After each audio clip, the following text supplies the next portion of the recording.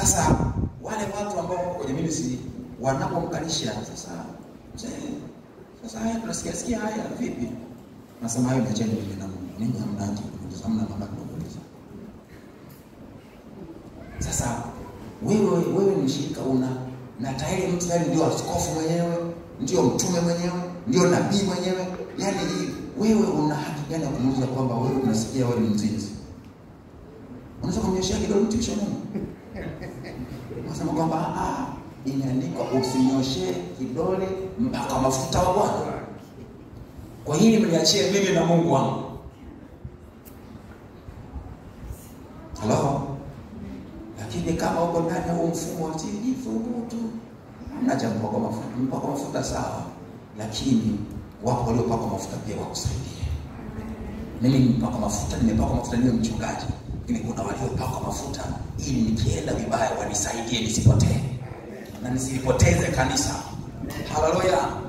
Kwa ndani ya mwaka huu 2024, kama ulikuwa ni mtu ambaye unadonoa hapa na pale, na hautaki kujitiisha chini ya mamlaka ya ubaba, chini ya mfumo rasmi wa maongozi ambao unaweza kuwa na mamlaka ya kukudhibiti ili usipotee, fanya uamuzi sawa sawa.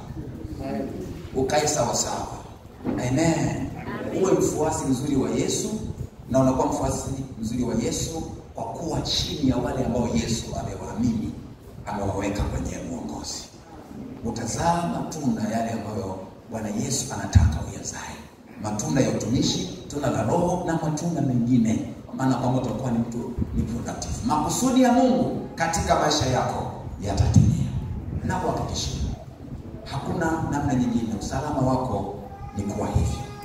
Amen. Hilo ni jambo la ngapi? Jambo la 4. La 5 ni kukaa katika pendo la Yesu. Kwenye mstari wa 9. Andika tu hilo, alafu tuende mbele. Kukaa katika pendo la Yesu. Mstari wa 9. Namba 6, kutenda atuamuruyo. Ule mstari wa 14. Kutenda ambayo Bwana Yesu anatuamuru. Hii inahusisha ile amri au agizo kuu.